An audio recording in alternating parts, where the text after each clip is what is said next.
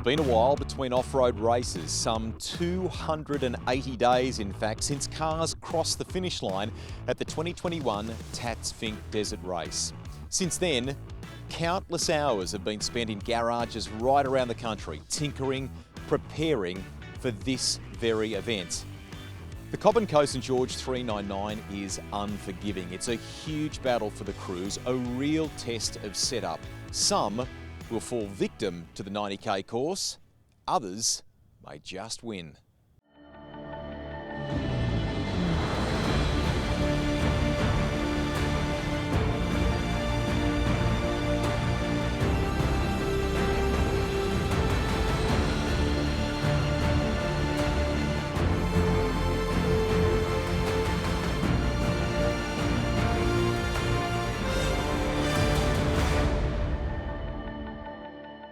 It's also a new era in 2022 as the King Chrome Motorsport Australia Side-by-Side Championship joins the AORC at each and every round.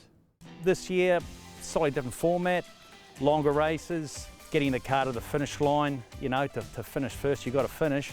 I think the cars are ready. They're actually the best prepared we've been for this event for a while, so looking forward to it. It's long course, so it's going to be tough. Got a bit of everything out there. Yeah, champion at the bit. New car, and hopefully we get to do a full season. It's dusty, it's muddy, it's what we've missed doing so much in recent years. This is the 2022 BF Goodrich Motorsport Australia Off-Road Championship. Let's go racing.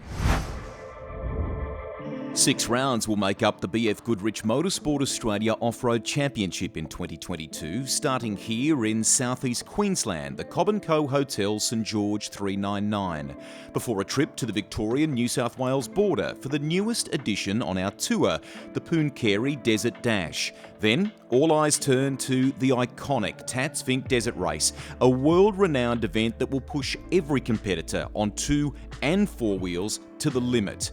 The Can-Am Love Day 400 joins the AORC in July before a trip to Western Victoria for the Hindmarsh Shire Rainbow Desert Enduro in the state's Wheatbelt. The championship wraps up out west with the Black Diamond Drilling Kalgoorlie Desert Race, an event that will finally get its chance to shine on the national stage. Taking place on Mandandingi country, the pit area for this event moved away from its usual home in the dams just outside St George. Those dams now overflowing with water, still bordering parts of the track. With plenty of similar terrain and areas to previous years, the course weaves around farmland and other private property with access kindly granted by the local community. The tight twists and turns likely to make life difficult for many crews entered in this event. While the long course stretches almost 90 kilometres, Friday's action uses just 12 k's of that course for Prologue, off-road's version of qualifying. A good result here can make or break a weekend. The further up the front you qualify, the clearer path crews will have throughout the weekend's action.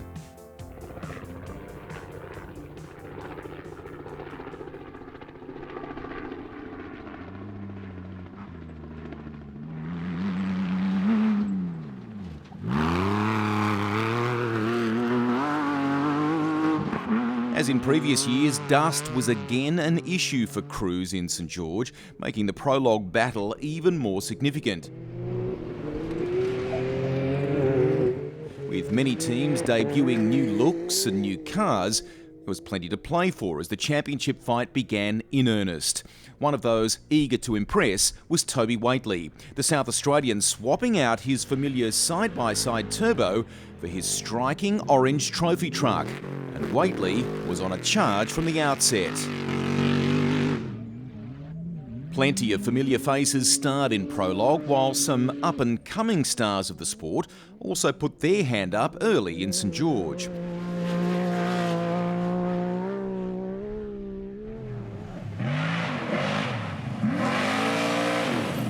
Bo Robinson in his striking Geyser Brothers trophy truck was the quickest, edging out Josh Howes and Toby Waitley. Oh, it's good, yeah, it's good. It's obviously been a long time since we had another run in the truck. It's been I guess Fink last year was the last run we had with it, so no, it's good. Prologue's obviously very important in dusty conditions. Unfortunately, we've got this top 10 shootout and they're going to reverse the grid and it's just turn it on its head, so it's probably not the exact best thing. You're probably better off being 10th, tomorrow to start first. We get a clean run. I believe the car's got it in it, so yeah. Teams put together a mad car, can't complain, everything feels good, and just like it did last year, so yeah, if everything goes to plan, we should be right.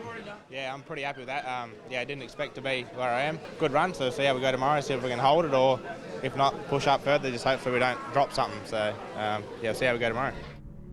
In the King Chrome side-by-side Motorsport Australia Championship, young gun Joshua Weidman was a surprise inclusion in the outright top 10. The youngster was in red-hot form through the course and staking his claim as an early favourite for the side-by-side championship honours. Yeah, feels good. The track looks pretty good. It's a bit dusty, but I think it should be a good race.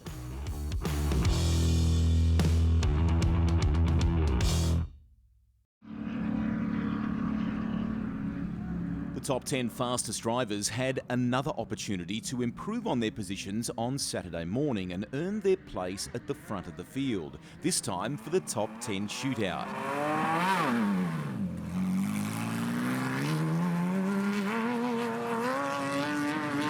Josh Howells, Matt Hansen and Toby Waitley all produced times that would see them competitively in the top 5.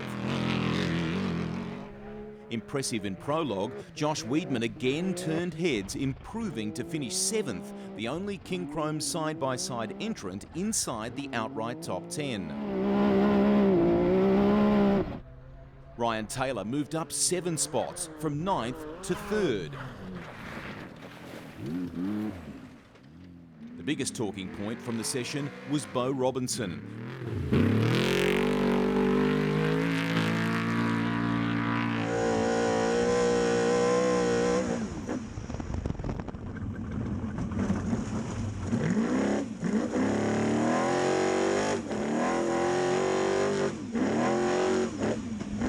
West Australian failing to finish his final qualifying lap. Engine dramas leaving him hitching a ride back to the pits. Something in the motor, away it goes. It's a good start of the year and here you go. After plenty of hard work between sessions, the news was good for the Robinson clan. Their Geyser Brothers trophy truck was repaired just in time to make the start of the race proper. While Robinson was back on track, the same couldn't be said for 2012 AORC champion Matt Hansen, who suffered a premature end to his St George 399 campaign, a frustrating exit after posting the second fastest time in the shootout. We had an issue halfway round, which has turned out to be an injector issue, so it just became really luggy out of corners, and we knew we were having a good run, we didn't have any dust and it was going well, so it would clear itself out top, but just out of corners we're slow and it looks like we can't fix it. It's pull the engine down to get to the injectors, so unfortunately we're out.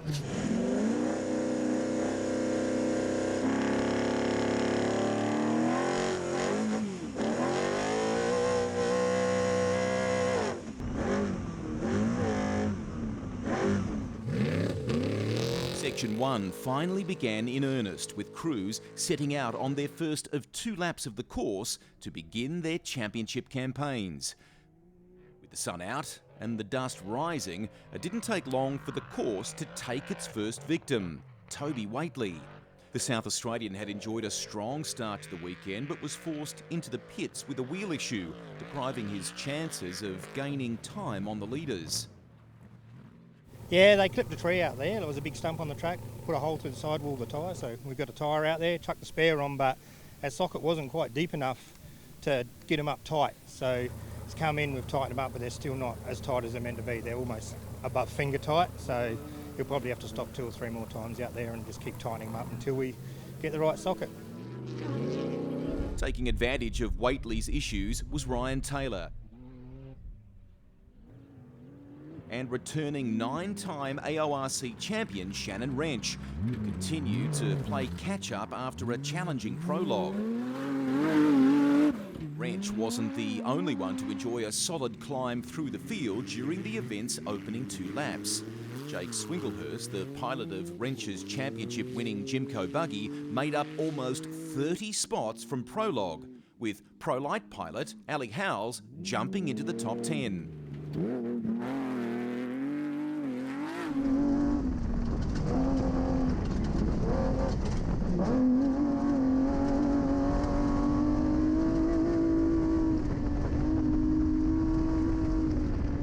However, it was Ali's brother Josh who ended the day on top after overcoming a bent front arm on the first lap.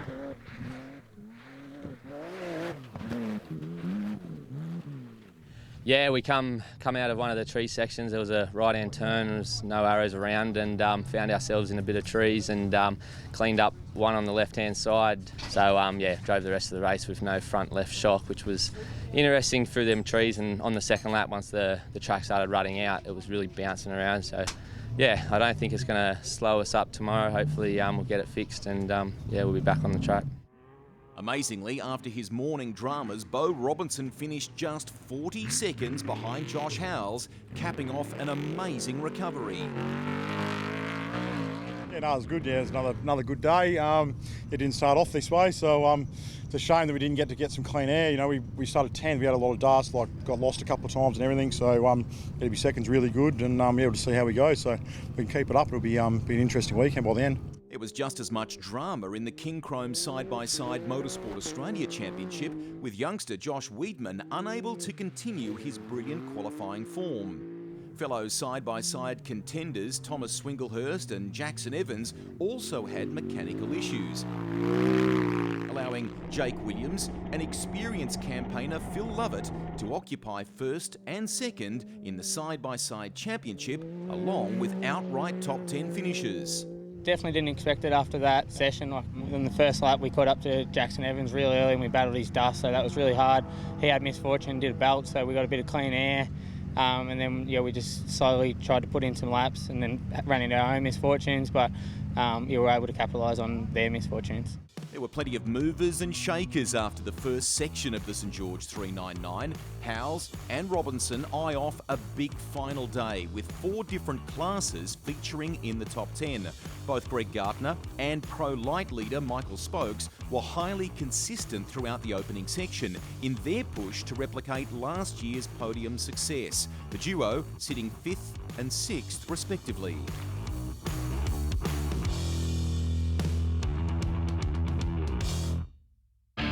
The Walkinshaw name is synonymous with motorsport, but it's not a name that fans would immediately associate with off-road racing. This year, the Walkinshaw Group take on a new challenge, the full BF Goodrich Motorsport Australia Off-Road Championship campaign. Initially slated to field 2 cars at St George, the team was only able to have 1 vehicle ready. The pilot? None other than Supercars Enduro driver Warren Luff. For Luff, a circuit racing stalwart and motorsport veteran, this event will be his first on the dirt. It's kind of funny, I'm going into this weekend just really not sure what to expect, but for us it's been a very short sort of build time to get the car here. So for us as a team, I suppose, just to make it to the start line is going to be great. But look, really excited for the weekend and just going out there with an open mind. Originally we were talking about just doing Fink, and the conversation started with, what do you know about Fink? And I just basically said, I'm in. And they said, but we haven't told you what we're going to do. And I'm like, I know, but I'm in. I love cars and driving, and rallying and off-road is something that I've always wanted to be able to sort of do. Never had the opportunity until now. So look, I'm really just excited to grab it with both hands and enjoy the journey that we're going to go on with this. We really just do want to try and get through this first weekend with as clean a weekend as we can. As we know in motorsport, things always tend to sort of happen that are sometimes can be a little bit out of your control. But look, I'm just excited to be here. Everyone in the off-road community has been so inviting and welcoming of us as a team. So yeah, we're just looking forward to joining this championship and seeing what we can do. After a consistent start to the event, well and truly in contention for the production 4-wheel drive podium, Luff joined the rest of the crews at the start line for Sunday's final day of action. Race leader Josh Howells made the most of a dust-free run into Sunday.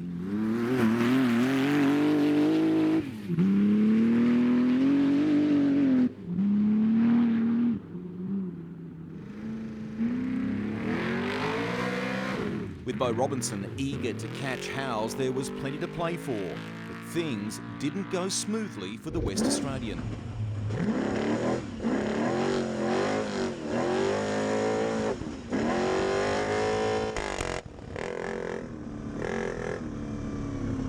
Yesterday obviously we managed to fix it. We had a good run. We had made a fair bit of time, and we were sort of eating into Josh's dust there. It was actually not too bad. I reckon we would have had a good crack at it today. But unfortunately, it was something terminal in the motor, so is what it is.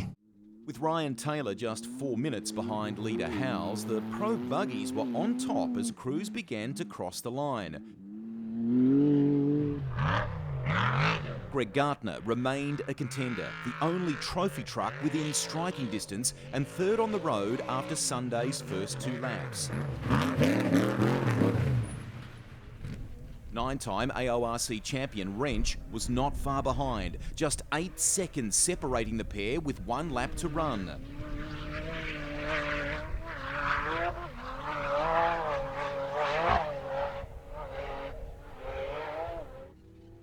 The King Chrome side-by-side championship contenders enjoyed their own battle throughout Sunday morning. Phil Lovett, the leading side-by-side, made his way past Jake Williams, who was yet another casualty of the harsh Queensland conditions. While Simon Evans, Zachary Marsh and Glenn Brinkman enjoyed a battle of their own further down the field. Brinkman sporting a special St George tribute livery for this weekend's event, a project he plans to continue at each AORC round. While things were looking good for Brinkman, a rollover would prove costly for the Queensland driver and his experienced WRC and Dakar navigator Dale Moscott. 7 right long. Oh, no. Okay. In the Pro Light class, Michael Spokes was unstoppable, a strong performance seeing him push for an outright podium.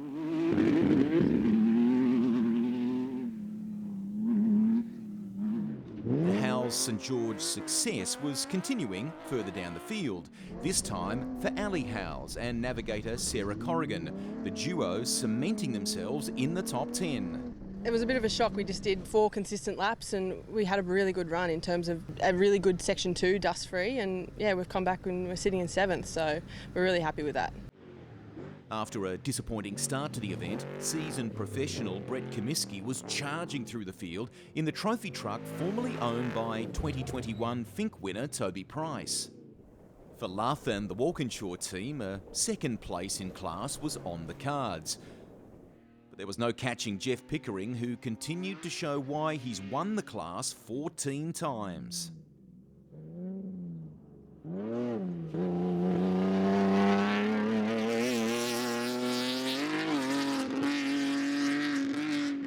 So with 1 lap to run, it's Josh Howes who holds a commanding position.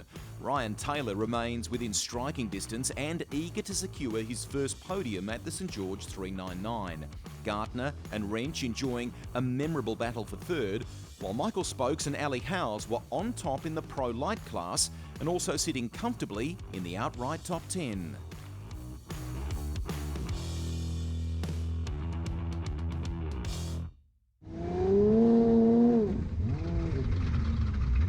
With just 1 lap remaining and the battle for a podium place well and truly alive, all eyes were on the fight for third.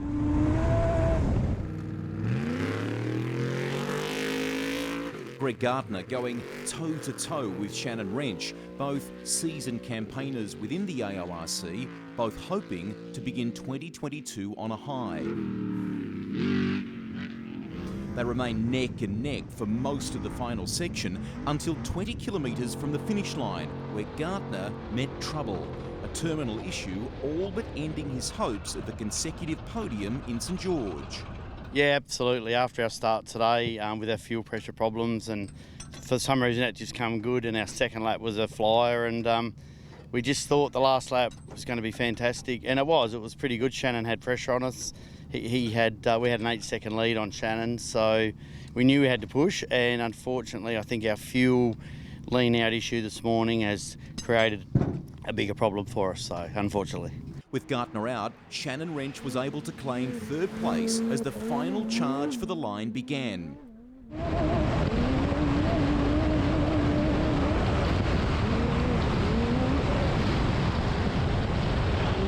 But the day belonged to Josh Howes and navigator Eric Hume. The pair first finished, securing back-to-back victories at the St George 399. Back-to-back is, didn't expect that, but yeah, definitely feels good. It was without our little hiccups along the way, and that's always a thing that always happens, and it was just a way to get over them and move forward, and we were lucky enough to keep the pace when we did have them issues on the first day in the first sector. So yeah, look, we kept our cool and pushed through, and massive shout out to my team to give me a car today that was possible to race at the pace I needed to race today. So yeah, unreal. While Howes secured consecutive wins, it was a first ever AORC podium for Ryan Taylor, who impressed throughout the weekend's racing. Speechless, actually. Yeah. It was a really good feeling. Don't know what it was about this weekend, but came into it and everything just sort of felt good. So we're happy with the prep and everything. The car felt amazing all weekend, so I couldn't be happier. Shannon Wrench's return to the AORC was a masterclass, with a third place finish making it a pro buggy lockout on the podium. Yeah, it is good. It's been a while between drinks and new car, and everything's a bit different than the old one. So to get a finish straight up, that's pretty good, and not with very little dramas over the weekend. So no, very happy. Behind them, Michael Spokes, Jake Swinglehurst and Ali Howes all confirmed their spots in the top 10. In the King Chrome side-by-side Motorsport Australia Championship, it was Phil Lovett who enjoyed his own success and the round win, ahead of Greg Campbell and Zachary Marsh. Yeah, pretty good. It's good to finish. We've had a few dramas, but when you flog it like I do, well then it's got to be Lovett-proof, you know. We had a target coming up here, we spoke, and we can't come away from the first round with no points. So we weren't really targeting to be this high up the field. We were just happy with a good solid finish and good section points. So to be this far up's a bonus.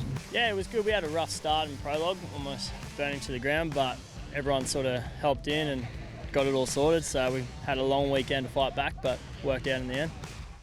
So it's a fresh-looking top 10 for the St George 399, led by Howes, Taylor and Wrench on the podium. Michael Spokes finishes fourth, while Jake Swinglehurst and Ali Howes make their first ever appearances in the top 10. A late charge from Matt Huxley saw him leapfrog side-by-side winner Phil Lovett to move into 7th place in the outright standings, while Brett Comiskey also scored a top 10 finish with 9th, an impressive recovery from what had been a tough start. With a number of the trophy truck contenders failing to finish, Comiskey ended the event as the top-ranked trophy truck driver, picking up the Extreme two-wheel drive class win alongside navigator Corey Cooper. Michael Spokes and Brad Rogan's slick outright 4th place saw them rewarded with the Pro Light class victory. Production four-wheel drive reigning champions Jeff Pickering and Dylan Watson began their title defence on a high, winning the class in their trusty Mitsubishi Pajero. While Lovett was the winner of the side-by-side Pro class, John Weiss and Chris Collins picked up the side-by-side Sport class win in what was a thrilling battle. So that wraps up another successful Cobb & Co Hotel St George 399. A full breakdown of the most up-to-date championship points tally can be found at aorc.com.au. A new adventure awaits the AORC next, this time in New South Wales, with the Pooncarie Desert Dash on May 6 to 8. The fight for the championship is well and truly on. This has been the King Chrome side-by-side and the BF Goodrich Motorsport Australia Off-Road Championship.